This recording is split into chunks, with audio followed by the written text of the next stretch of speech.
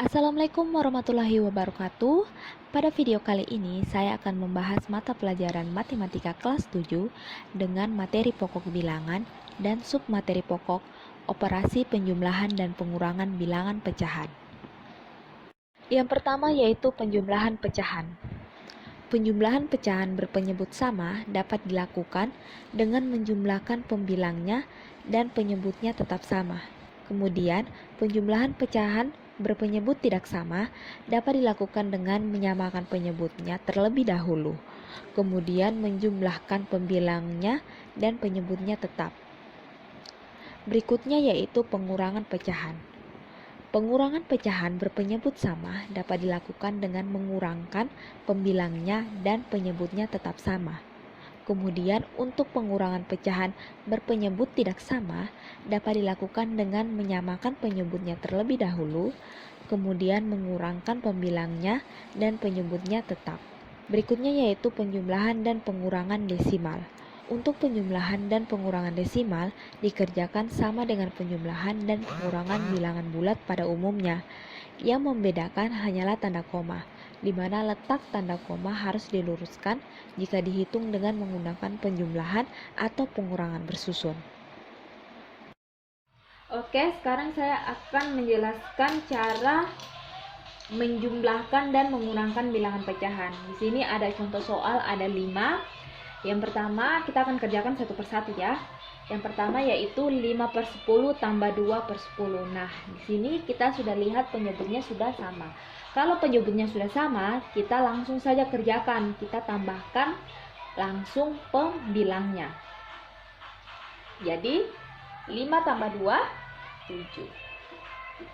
Karena penyebutnya sudah sama, jadi kita tetap penyebutnya 10.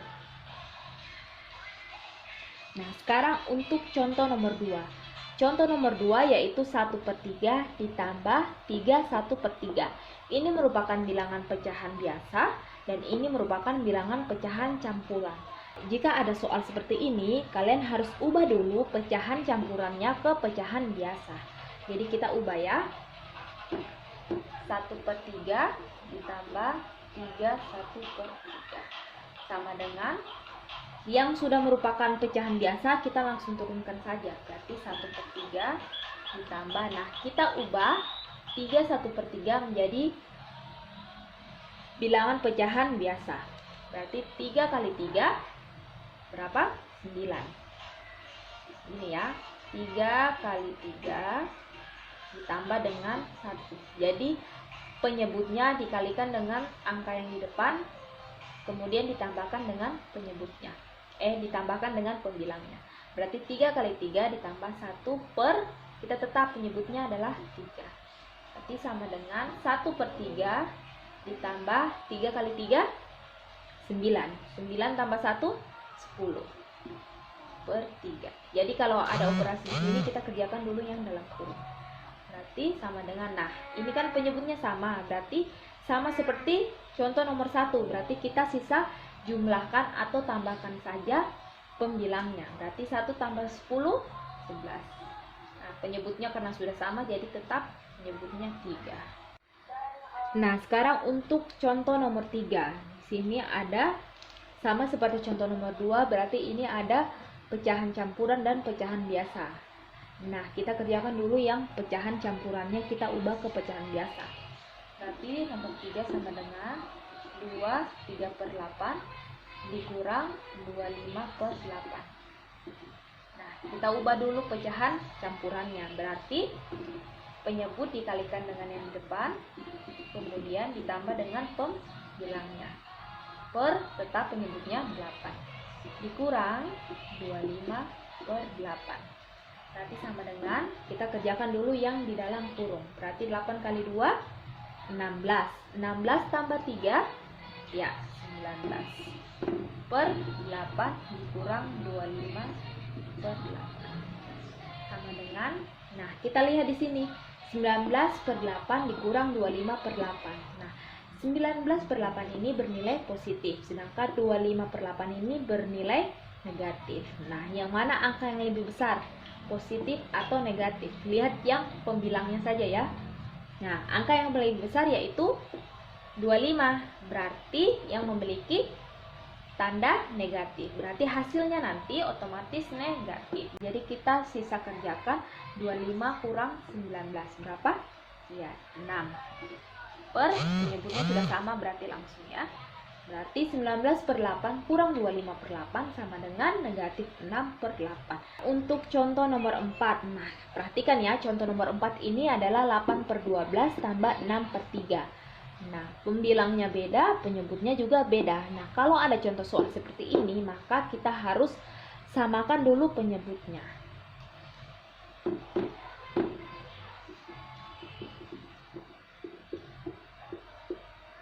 Nah, untuk menyamakan penyebutnya, kalian bisa langsung kalikan 12 kali 3, atau kalian lihat angka yang paling besar atau penyebut yang paling besar. Nah, ini penyebut yang paling besar adalah 12. Berarti kita bisa cari 3 dikali berapa yang menghasilkan 12. Atau dengan cara kalian mencari KPK dari angka 12 dan 3 tersebut.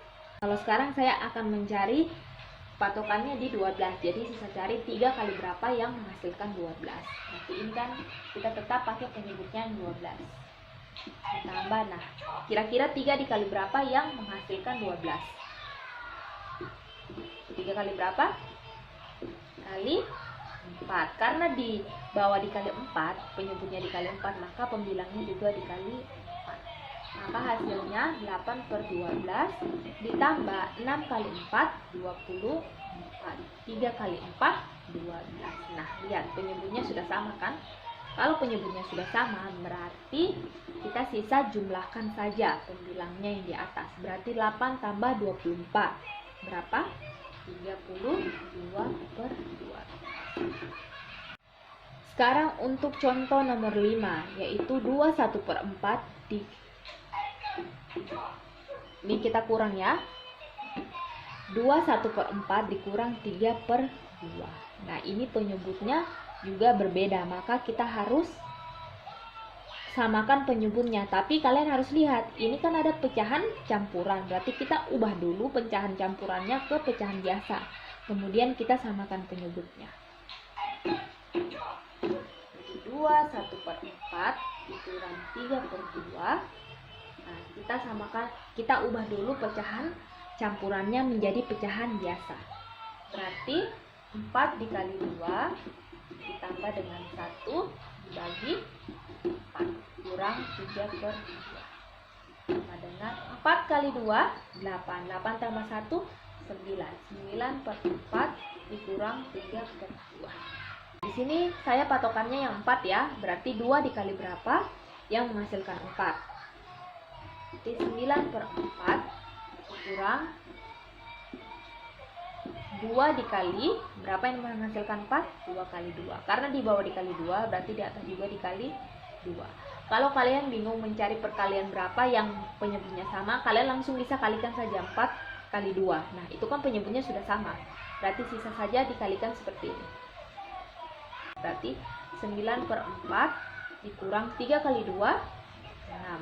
2 kali 2, 4. Nah, penyebutnya sudah sama nih. Berarti langsung kita kurangkan saja pembilangnya. Berarti 9 kurang 6, 3/4. Jadi jawabannya 3/4.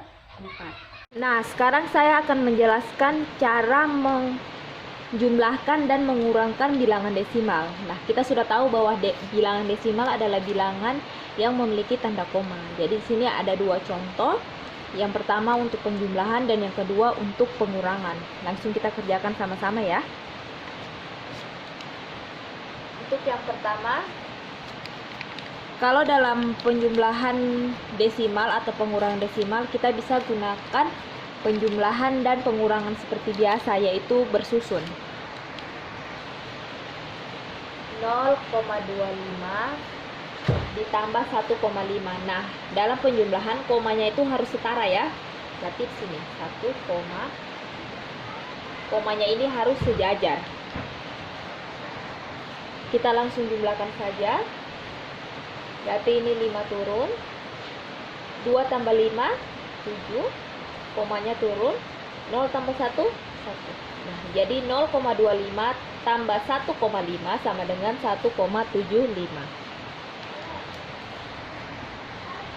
Nah, sekarang untuk yang nomor 2.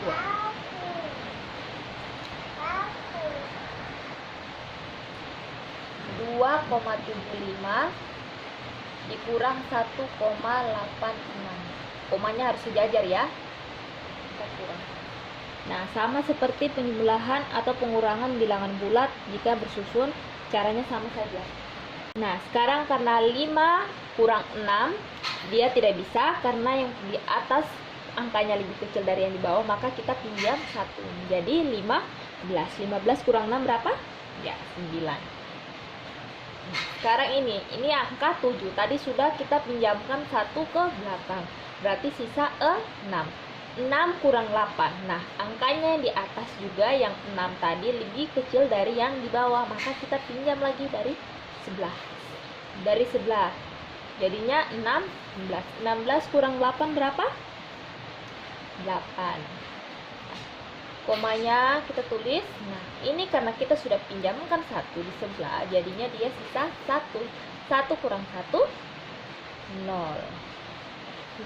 Jadi 2,75 dikurang 1,86 hasilnya 0,89.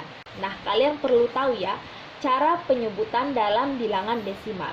Nah, cara penyebutannya bukan 1,75, bukan ya. Tidak ada 75, melainkan 1,75. Jadi kita sebutkan angka yang di belakang koma itu secara satu persatu, seperti 0,89. Bukan 0,89, bukan ya, tapi 0,89. Cukup sekian pembahasan untuk materi kali ini. Untuk materi selanjutnya akan dibahas di next video. Terima kasih. Wassalamualaikum warahmatullahi wabarakatuh.